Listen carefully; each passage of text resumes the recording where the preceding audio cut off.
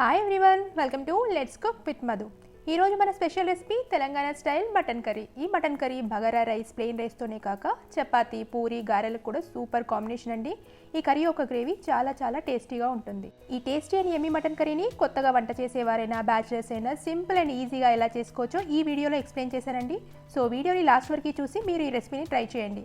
Best and perfect taste ఉన్న mutton కర్రీని చేసేస్తారు. మరి రెసిపీలోకి వెళ్ళిపోదామా? So let's cook. ఈ రోజు రెసిపీలో నేను 1 kg మటన్ని తీసుకున్నానండి. మటన్ని 2 సార్లు బాగా వాష్ చేసుకొని ఈ సైజులో పీసెస్ కట్ చేసుకొని తీసుకోండి.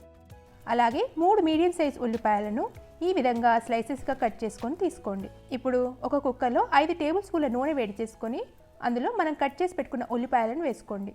స్టవ్ని మీడియం ఫ్లేమ్లో పెట్టుకొని ఉల్లిపాయలు గోల్డెన్ బ్రౌన్ కలర్కి వచ్చే వరకు మధ్యలో కలుపుతూ ఫ్రై చేసుకోండి.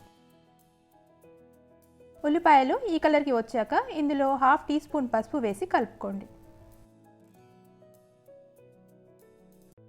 ఇప్పుడు క్లీన్ చేసి తీసుకున్న మటన్ని ఇందులో వేసుకొని బాగా కలుపుకోండి.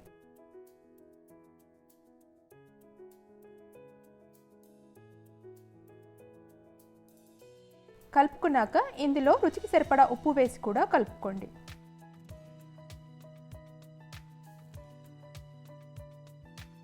ఉప్పు వేసి కలుపుకున్నాక ఇందులో 1 టేబుల్ స్పూన్ కట్ చేసుకున్న పుదీనా వేసి కలుపుకోండి. పుదీనా మటన్కి మంచి టేస్ట్ని, ఫ్లేవర్ని ఇస్తుందండి. మరీ ఎక్కువ పుదీనా కూడా వేయకండి. అలా వేస్తే పుదీనా ఫ్లేవర్ డామినేట్ చేస్తుంది గ్రేవీలో. ఇప్పుడు మూత పెట్టి 5 నిమిషాలు హై ఫ్లేమ్లో కుక్ చేసుకోండి. 5 నిమిషాల తర్వాత చూడండి, మటన్ నుండి నీళ్లు సపరేట్ అయ్యాయి. ఇప్పుడు స్టవ్ని మీడియం ఫ్లేమ్లో పెట్టుకొని ఆయిల్ సపరేట్ అయ్యే వరకు మధ్యలో కలుపుతూ కుక్ చేసుకోండి.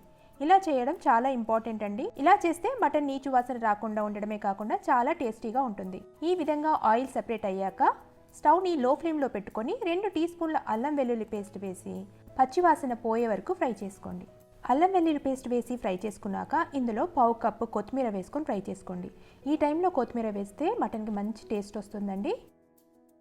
కొత్తిమీర కూడా వేసి కలుపుకున్నాక ఇందులో 3 టీ స్పూన్ల కారం, అలాగే 1/2 టీ స్పూన్ గరం మసాలా వేసి స్టవ్ని లో ఫ్లేమ్లో పెట్టుకొని 1 నిమిషం పాటు ఫ్రై చేసుకోండి.